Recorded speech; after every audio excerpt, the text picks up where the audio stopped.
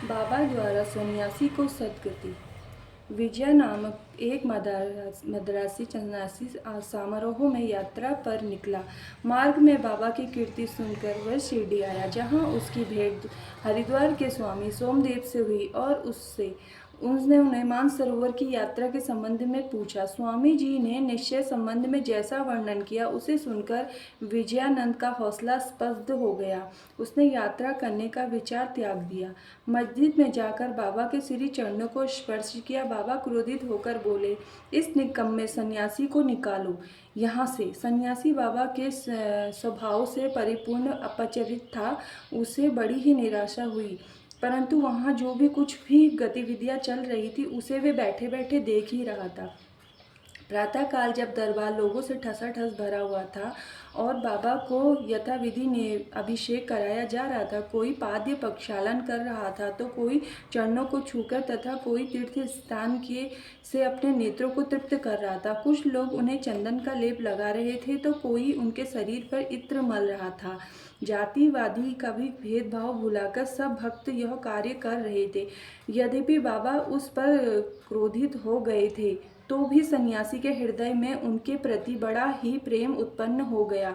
उसे यह स्थान छोड़ने की इच्छा ही नहीं हो रही थी। 2 दिन बाद जब मद्रास से पत्र आया कि उसकी माँ की स्थिति अत्यंत चिंताजनक है, जिसे पढ़कर उसे बड़ी निराशा हुई, वह हाथ में पत्र लेकर उनके समीप गया और उनसे घर लौटने की अनुमति मांगी।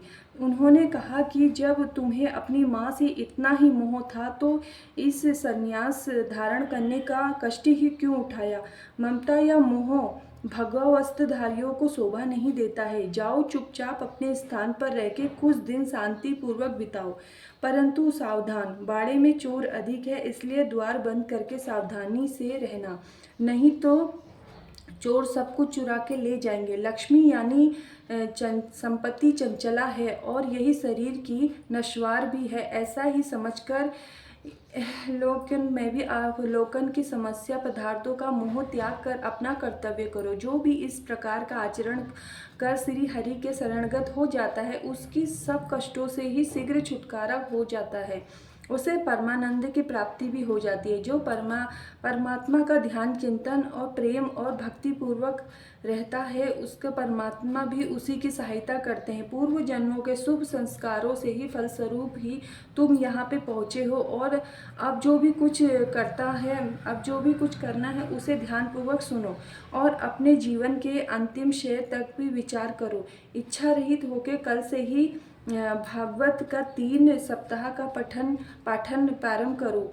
तब भगवान प्रसन्न होंगे और तुम्हारे सब दुख दूर ही कर देंगे। माया यही आवरण दूर होकर ही तुम्हें शांति प्राप्त होगी। बाबा ने उसका अंतकरण समीप देखकर ही उसे यह उपचार करने को बताया। साथ ही में राम विजय पढ़ने की भी आज्ञा दी, जिससे यमराज अधिक ही प्रसन्न होते हैं।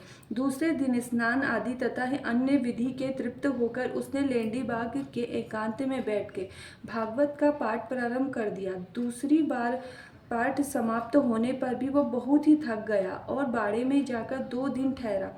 तीसरे दिन बाड़े में बाबा की गोद में भी उसके प्राण पखेरु उड़ गए। बाबा ने दर्शनों के निमित्त 1 दिन के लिए उसका शरीर संभाल कर रखने के लिए कहा।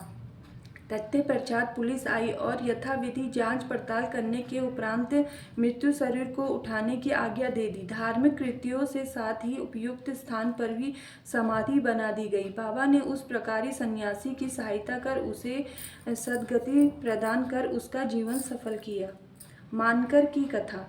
बाबा के परम भक्त बालक राव मानकर पत्नी का देहांत हुआ, तो वह हताश होकर शिरडी में आकर बाबा के पास रहने लगे। बाबा ने उन्हें 12 रुपये देके मच्छिरागढ़ जिला सतारा में जाकर रहने को कहा।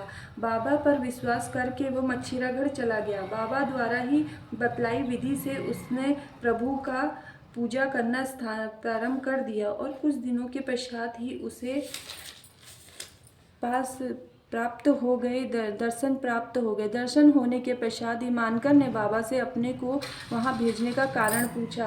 बाबा ने कहा कि शिरडी में तुम्हारे मन में नाना प्रकार के संकल्प विकल्प उठने लगे थे कि मैं शिरडी में ही विद्यमान हूँ और 3.5 हाथ के भी पंचतत्व के अतिरिक्त कुछ भी नहीं हूँ, परंतु अब तुम मूढ़े देखकर ही यह धारण बना लोग कि जो भी तत्वादे सामने ही शिरडी उपस्थित है और जिससे तुम दर्शन किए वहाँ दोनों ही अभिन्न या नहीं है। मानकर यह स्थान छोड़कर अपने निवास स्थान बांद्रा रवाना हो गया। वह पूना से दादर रेल द्वारा ही जाना चाहता था, परंतु जब ही वह टिकट घर पर पहुंचा तो वहाँ अधिक भीड़ देखने के कारण टिकट खरीद न सका। एक देहाती से टिकट पाकर उसे बड़ी प्रसन्नता हुई और अपनी ही जेब से पैसे निकालने लगा तो इतने में ही टिकट देने वाला आदमी भीड़ में कहीं गायब हो गया। इस प्रकार ही मानकर इस विचित्र रूप से दूसरी बार दर्शन किए। कुछ दिन अपने घर ठहरकर ही मानकर फिर शिरडी में लौट आया और साईं चरणों में रह के अंत में अपने दिन व्यतीत करने लगा। अंत में उसे साईं समर्थ के सम्मुख ही देह त्याग कर दिया। ओम श्री सद्गुरु साईनाथ महाराज जी की जय हो।